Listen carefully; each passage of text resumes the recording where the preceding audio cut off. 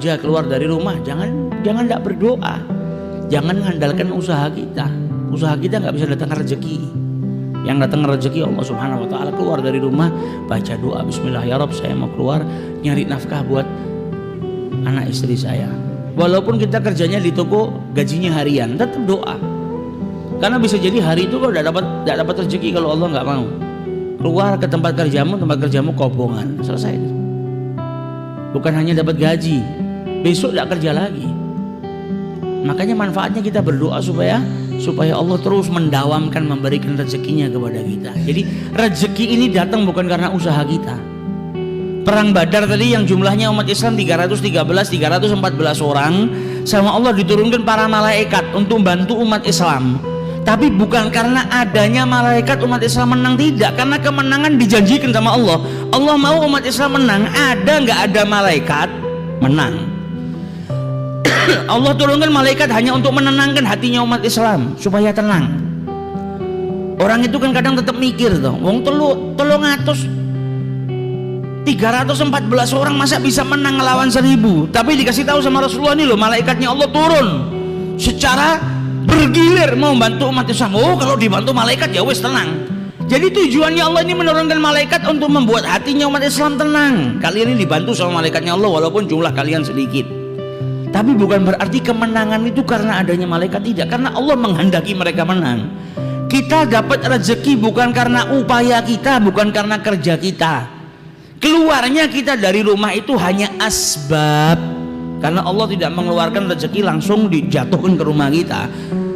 Asbab, kita layaknya manusia, ada ikhtiarnya, ada sebabnya untuk mengambil rezeki, ada skenarionya lah supaya keluar dari rumah ngambil rezekinya kita di luar rumah, kemudian dibawa pulang. Tapi bukan berarti ikhtiar kita dan asbab yang kita lakukan itu yang datang rezeki, tidak. Ada orang yang nggak pakai asbab, nggak pakai ikhtiar, duduk di rumah rezeki datang kok. Kita pernah Pak, suatu hari pasti sering kita, bukan pernah, sering kita duduk di rumah nggak pakai kerja, nggak nyari makan, ada orang datang mencari berkat, ya kan? Berarti itu kan rezeki, nggak pakai ikhtiar, nggak pakai asbab. Ada orang datang nih, ada mitoni kayak ada berkah pengajian kayak dikirim ke rumah kita. Kadang duduk di rumah tiba-tiba ada tamu datang ngasih buah-buahan, padahal kita nggak ada ikhtiarnya. Nah ini rezeki daripada Allah Subhanahu Wa Taala. Yang terkadang kita diingatkan sama Allah, nih loh, kau nggak pakai ikhtiar saja, kalau Allah menghendaki kau dapat rezeki, dapat. Tapi karena kita ini manusia ya harus pakai ikhtiar. Tapi bukan berarti ikhtiar itu yang datangkan. Tapi ada daripada kalangan hamba-hambanya Allah yang khusus nggak pakai ikhtiar, rezekinya didatangkan sama Allah Subhanahu Wa Taala. Nah kita nggak bisa, belum sampai derajatnya seperti itu, karena kita tawakal aja masih mikir kok. Tawakal sama Allah masih mikir, iya nek selamat nek orang selamat piye. Nah tawakalnya kita masih ragu. Lah kalau mereka tawakalnya luar biasa, jadi jauh derajatnya. Sampai dulu pernah Imam Syafi'i ini berbeda pendapat dengan gurunya Imam Malik. Masalah apa? Masalah rezeki. Dalam hadisnya Rasulullah dikatakan, lau annakum tawakkaltum 'alallahi haqqa tawakkulihi, kalau kalian ini benar-benar bertawakal kepada Allah dengan sebaik-baik tawakal, la razaqakum kama yarzuqut thair, kalian pasti akan diberikan rezeki oleh Allah Subhanahu Wa Taala sebagaimana Allah memberikan rezeki kepada burung. Taghdu, burung itu keluar di pagi hari dalam keadaan khisaman, perutnya kosong lapar, kemudian kembali dalam keadaan kenyang. Nah Imam Malik bilang apa? Di sini yang paling penting tawakalnya. Kalau orang tawakalnya kepada Allah Subhanahu Wa Taala haqqa tawakkulihi, benar-benar bertawakal kepada Allah Subhanahu Wa Taala, nggak pakai ikhtiar, rezeki datang. Imam Syafi'i bilang enggak, karena ada perbandingan seperti burung yang keluar di pagi hari dalam keadaan perutnya kosong, kembali dalam keadaan lapar. Berarti kan ada ikhtiarnya, keluar dulu dari rumah untuk cari pengisi perut. Ada perbedaan pendapat, tapi orang dulu kalau beda pendapat indah, nggak kayak orang sekarang berbeda pendapat kafir-kafiran, iya kan? Malah musuhan, malah mencaci satu sama yang lain. Perbedaan pendapat ini rahmah, jangan dirubah jadi balwa, bencana. Imam Syafi'i punya pendapat seperti ini, Imam Malik punya pendapat seperti ini. Akhirnya Imam Syafi'i keluar dari rumahnya Imam Malik sambil berpikir, masih belum puas dia. Enggak, orang cari rezeki harus ikhtiar. Ya benar, Pendapatnya Imam Syafi'i benar, pendapatnya Imam Malik juga benar. Terkadang ada orang tanpa berikhtiar dikirimkan rezekinya sama Allah Subhanahu wa taala ke rumah. Tapi kadang juga ada waktunya kita berikhtiar kepada Allah Subhanahu wa taala. Maka di tengah jalan Imam Syafi'i ketemu sama orang tua, mau bawa kurma 1 karung, ngangkat gak kuat, habis panen. Maka kata Imam Syafi'i, sini saya bantu. Dibantu sama Imam Syafi'i, dibawakan sampai ke rumahnya. Sampai di rumahnya, pemilik kurma tadi, karena sudah bantu, diambilkan kurma, diberikan kepada Imam Syafi'i. Ini kurma buat kau tadi sudah bantu saya.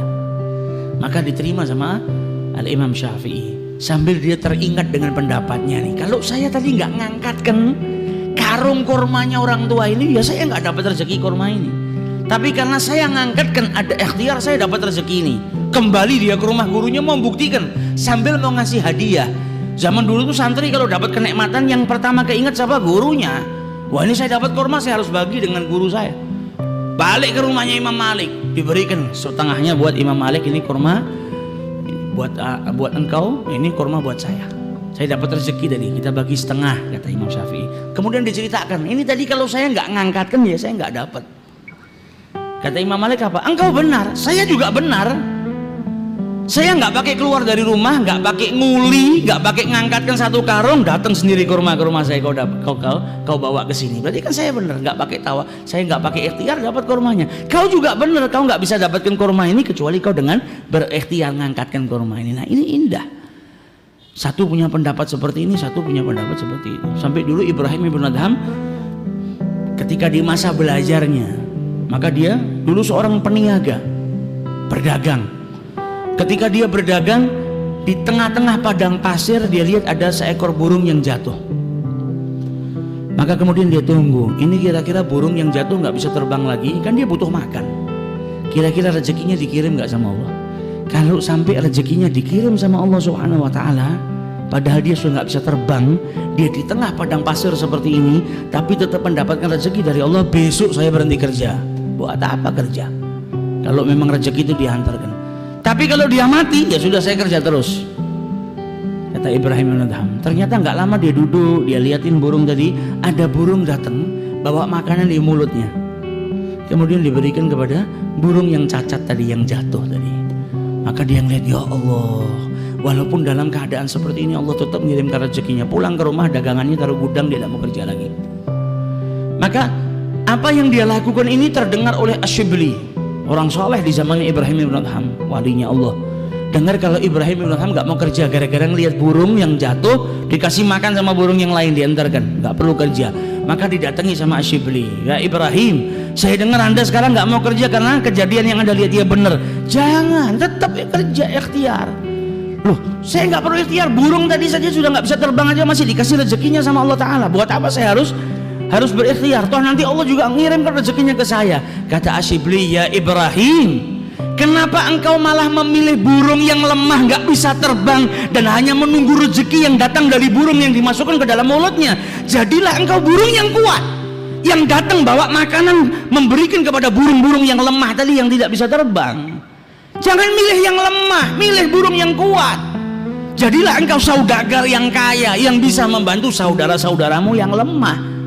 Nah, ini yang diajarkan oleh Asyibli. Jadi ya yang seperti itu memang ada, tapi jangan kita milih yang lemah.